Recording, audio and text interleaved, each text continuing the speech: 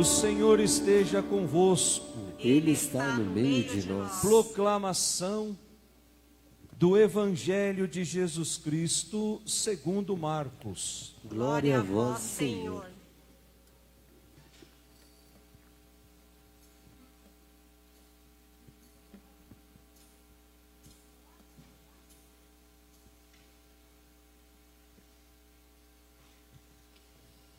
Naquele tempo, um leproso chegou perto de Jesus e de joelhos pediu: se queres, tens o poder de curar-me. Jesus, cheio de compaixão, estendeu a mão, tocou nele e disse: eu quero, fica curado. No mesmo instante, a lepra desapareceu e ele ficou curado. Então Jesus o mandou logo embora, falando com firmeza: não contes nada disso a ninguém. Vai mostrar-te ao sacerdote e oferece pela tua purificação o que Moisés ordenou como prova para eles. Ele foi e começou a contar e a divulgar muito o fato. Por isso Jesus não podia mais entrar publicamente numa cidade. Ficava fora em lugares desertos, e de toda parte vinham procurá-lo. Palavra da salvação. Glória a vós, Senhor. Sois, Senhor, para mim a alegria e refúgio.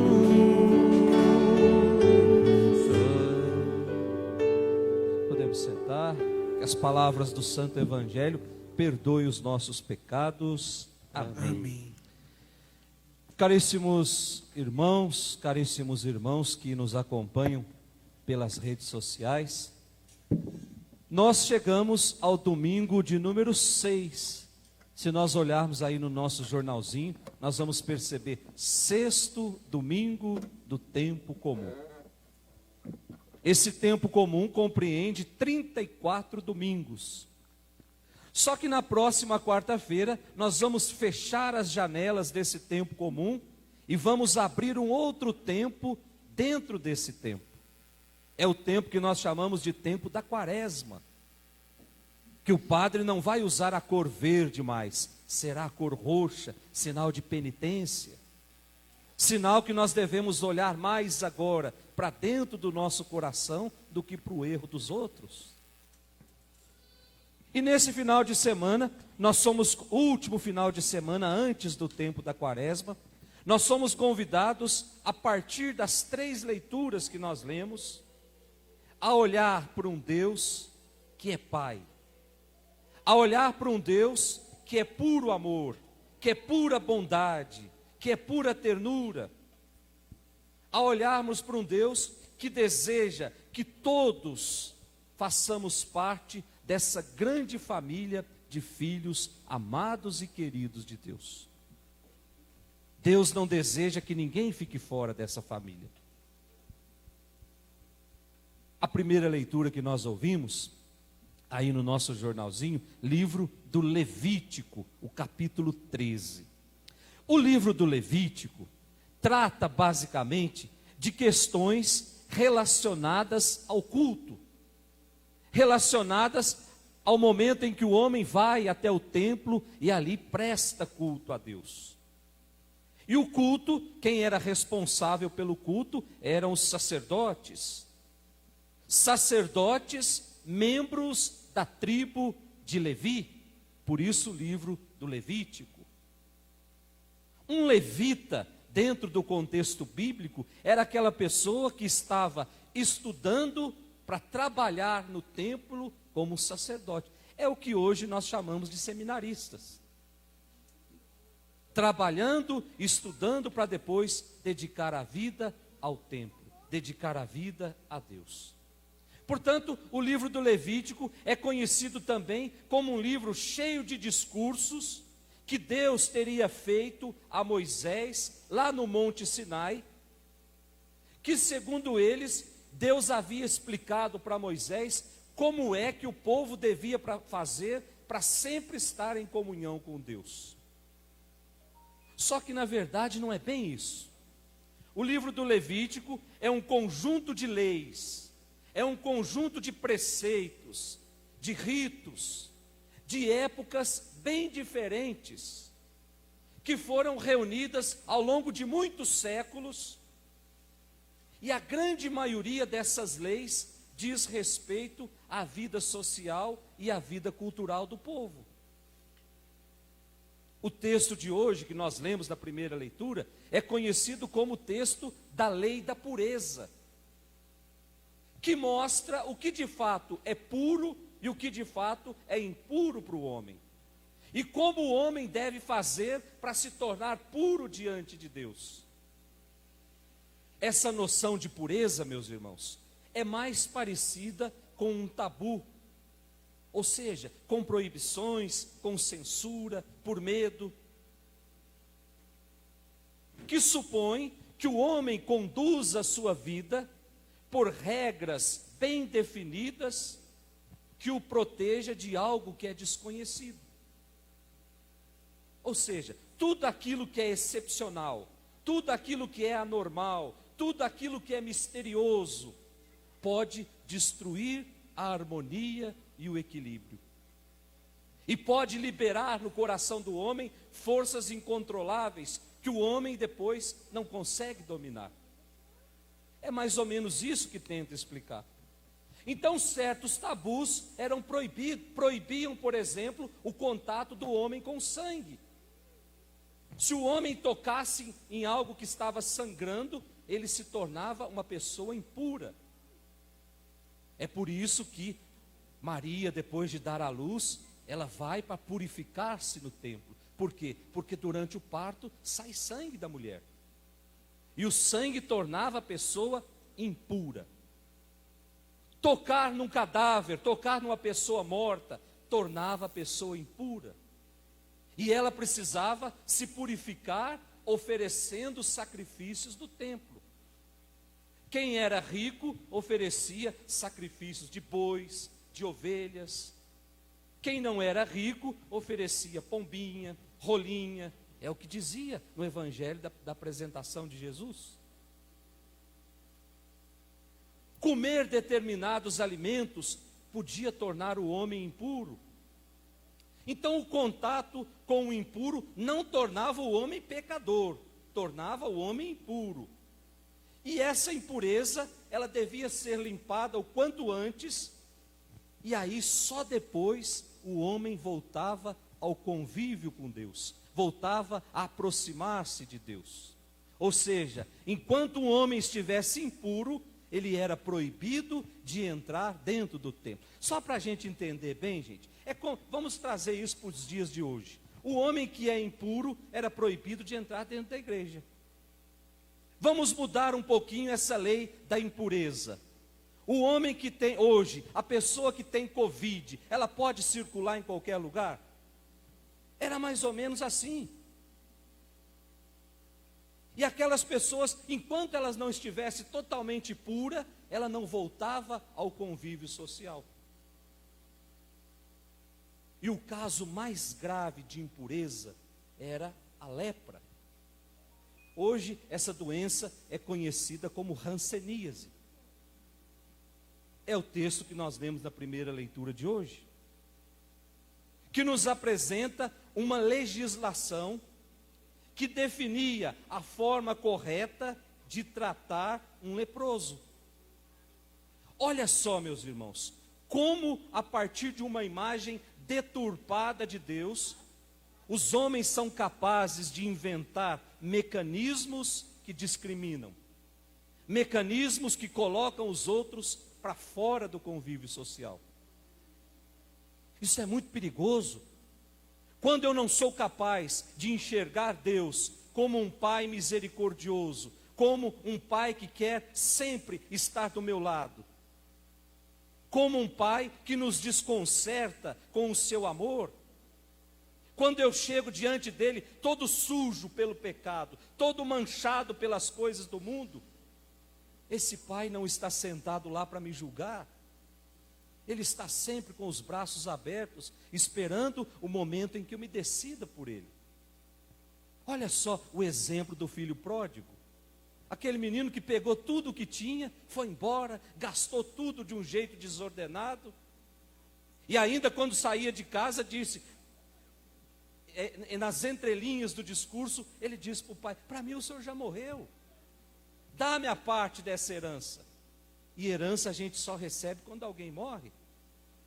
E o pai foi capaz de dividir tudo. Mas no momento em que aquele menino estava indo embora, o pai já preparava a sua volta. Meus irmãos, Deus sabe as nossas angústias, Deus sabe aquilo que está lá no nosso coração, nos aquietando, as decisões que eu quero tomar na vida, sem antes uma intimidade com Ele, sem antes confiar mais nele. Mas Deus sabe que depois de gastar tudo pelo mundo, Deus sabe que nós vamos voltar. Por isso é um pai misericordioso. Por isso é um pai que está sempre de braços abertos, lá na varanda da casa, esperando o filho voltar. Esse é o rosto do Deus que nós acreditamos. E a lepra, no tempo de Jesus, fazia com que o homem não pudesse mais se aproximar desse Deus. Uma imagem deturpada de Deus. Até porque o judeu vê a bênção na nossa vida como um presente de Deus. E a doença como se fosse um castigo de Deus. Que pai é esse, meus irmãos, que nos cria para depois castigar? E essa imagem ela é quebrada por Jesus quando nos apresenta Deus como sendo esse homem bom, esse homem que está sempre disposto a recomeçar. Portanto, devido à gravidade da doença, devido à gravidade da lepra, o homem era um maldito por Deus. Era indigno de entrar dentro de uma comunidade, era indigno de pertencer a uma comunidade. Meus irmãos, essa primeira leitura que nós lemos, livro do Levítico, nos convida a repensar nas nossas atitudes, no nosso comportamento diante dos nossos irmãos. Não é possível que preconceitos, não é possível que a nossa preocupação com o legalismo, a nossa obsessão pelo politicamente correto, criem exclusões dentro da comunidade. Não pode acontecer no nosso meio que em nome de Deus, ou em nome da verdadeira doutrina, nós afastemos irmãos da presença de Deus. Isso é inadmissível dentro do catolicismo. A nossa função e a nossa missão é acolher, é fazer aquilo que Jesus fez ao longo de toda a sua vida. Jesus sempre procurava aqueles que mais precisavam de mudança de vida. Até quando Jesus foi montar o seu time de 12, aonde é que ele foi buscar? Ele foi buscar entre as pessoas simples. Quantos doutores da lei existiam no tempo de Jesus? Quantas pessoas entendidas na palavra de Deus existiam no tempo de Jesus? E Jesus não chamou nenhum deles. Chamou simples, pescadores, cobradores de impostos, pessoas que eram mal vistas pela comunidade. A nossa segunda leitura, ela é tirada da carta de São Paulo aos Coríntios, o capítulo 10. Essa segunda leitura nós lemos ao longo de toda essa semana já. É a conclusão do ensinamento de São Paulo sobre qual atitude se deve tomar diante da questão de comer ou não determinados alimentos. Ao longo dessa semana nós vimos Jesus dizendo: o que contamina o homem, o que deixa o homem impuro, não é aquilo que o homem come, mas é aquilo que sai na boca do homem. É aquilo que está lá dentro do coração do homem. E aí Jesus dizia: imoralidades, roubos, assassinos. E aí a gente completava: corrupção, fofoca. Tudo isso deixa o homem impuro, não é aquilo que ele come. E Jesus até falava uma coisa desagradável ali. Aquilo que o homem come vai para o estômago, depois vai para a privada. O próprio Jesus dizia: vai para a fossa. Ou seja, aquilo que nós gestamos no nosso coração pode nos garantir o inferno na nossa vida. Por isso, de vez em quando, a igreja abre essas janelas para a gente pensar na nossa vida. Quaresma é esse tempo que eu olho para o meu coração. Como é que está o meu coração?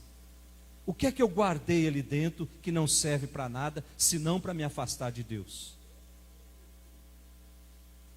Depois, São Paulo termina dizendo: nós precisamos olhar, já que eu não consigo ser totalmente de Deus, então sede meus imitadores, diz São Paulo, da mesma forma que eu sou imitador de Cristo.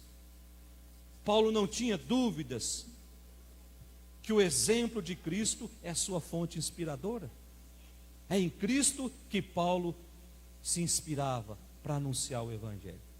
E por fim, nós olhamos o Evangelho de hoje, o Evangelho de São Marcos, o capítulo 1.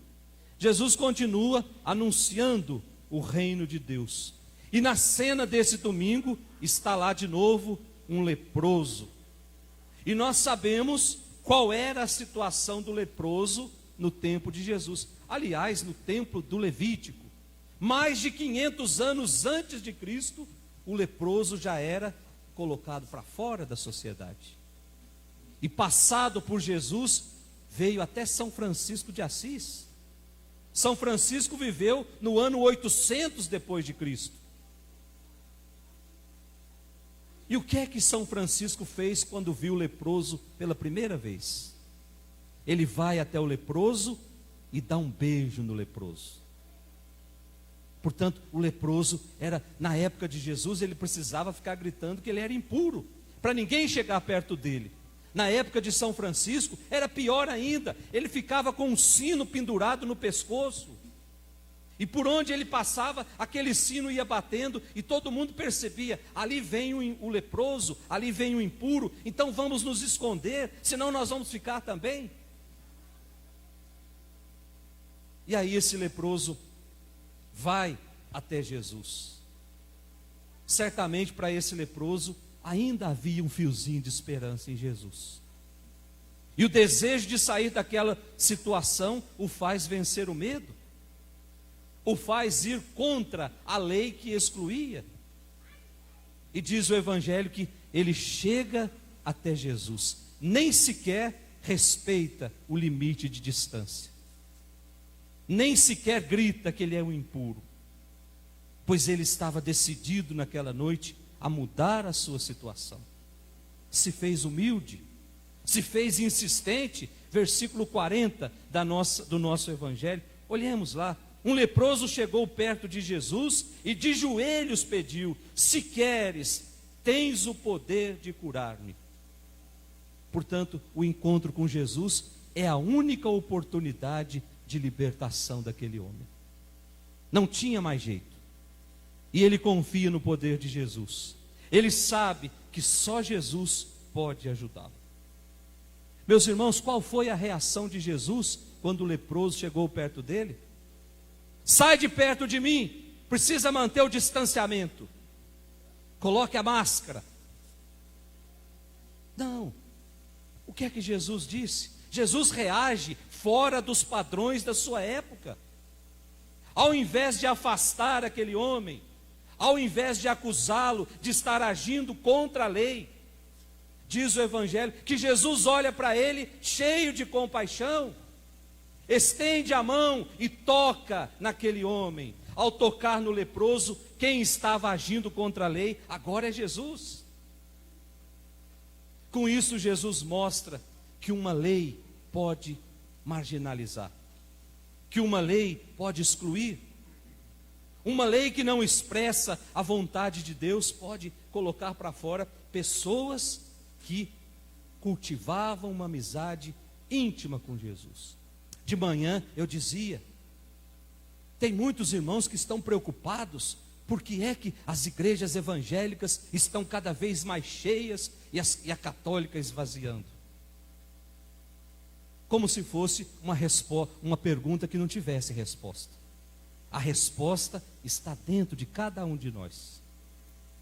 Quantas vezes eu não dei testemunho do Cristo que eu acredito? Quantas vezes eu vim bonito na missa, participei de tudo, mas no dia a dia eu continuo com as mesmas falcatruas. No dia a dia, eu continuo fazendo tudo aquilo que faz parte do homem velho. Portanto, as igrejas estão esvaziando, não é porque nós esvaziamos o conteúdo da fé, é porque nós esvaziamos o nosso testemunho. Nós não testemunhamos mais Jesus? Quantos de nós têm vergonha de falar de Jesus para as pessoas? Ao passo que os nossos irmãos evangélicos, debaixo de chuva, eles saem distribuindo papelzinho, mesmo que não seja uma fé verdadeira, mesmo que não seja uma religião verdadeira, mas eles estão lá firmes, porque eles acreditam naquilo. O texto diz que o leproso vem até Jesus. Certamente, para esse leproso, havia esperança em Jesus. E o desejo de sair daquela situação o faz vencer o medo, o faz ir contra a lei que excluía. E ele chega até Jesus, nem sequer respeita o limite de distância, pois ele está decidido a mudar aquela situação. Ele se faz de humilde, ele se faz de insistente. Versículo 40 da nossa primeira leitura, do nosso evangelho, que nós podemos olhar juntos lá. Versículo 40. Um leproso chegou perto de Jesus e de joelhos pediu: se queres, tem o poder de curar-me. O encontro com Jesus é a sua única opção de libertação. É a oportunidade que ele tinha para se libertar daquela doença. E ele confia no poder de Jesus. Ele sabe que só Jesus pode ajudá-lo. Ah, mas olha que bonito. Qual é a reação de Jesus? Jesus diz: afasta esse homem de mim. Esse homem está com Covid, leva ele para bem longe. Não, Jesus não faz isso. Jesus reage fora dos padrões da sua época, e ao invés de afastar-se, ao invés de acusá-lo de impuro, ao invés de acusar de estar agindo contra a lei, Jesus olha para aquele homem cheio de compaixão. Jesus estende a mão, Jesus toca naquele homem. Versículo 41, podemos olhar juntos no nosso evangelho. Jesus, cheio de compaixão, estendeu a mão, tocou nele e disse: eu quero. Ao tocar naquele leproso, quem estava agindo contra a lei agora era Jesus. Com isso, Jesus mostra que uma lei ela pode marginalizar, que uma lei ela pode excluir, e essa lei não expressa a vontade de Deus. Ninguém de nós pode ir tão baixo que não mereça a atenção e a aproximação de Jesus. Nosso pecado não pode ser tão grande que Jesus não possa olhar para nós e tocar em nós. Nós não podemos descer tão baixo que Jesus não consiga nos alcançar. Não existe pecado humano tão grande que não chegue perto da grande misericórdia de Deus. Por isso, nessa Eucaristia, nós podemos fazer uma pergunta para Deus: Senhor, pode tocar em mim, pode tocar nas minhas feridas, pode tocar nas minhas dores, pode tocar na minha depressão, pode tocar nas minhas murmurações, pode tocar, Senhor, porque eu sei que quando o Senhor toca, o milagre acontece. Louvado seja nosso Senhor Jesus Cristo.